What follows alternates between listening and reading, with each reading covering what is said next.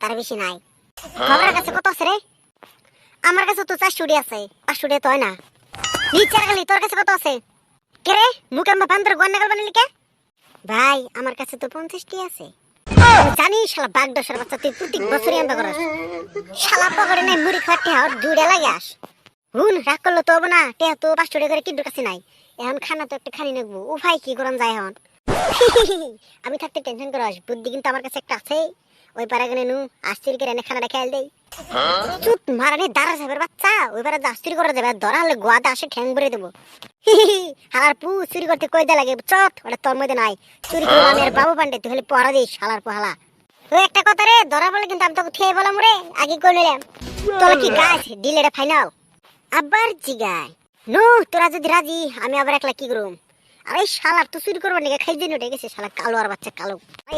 আমি কিন্তু আসলে গোয়ার মাংস আর গলার মাংস খাম না রে, আবার খালি কলজে দিবি।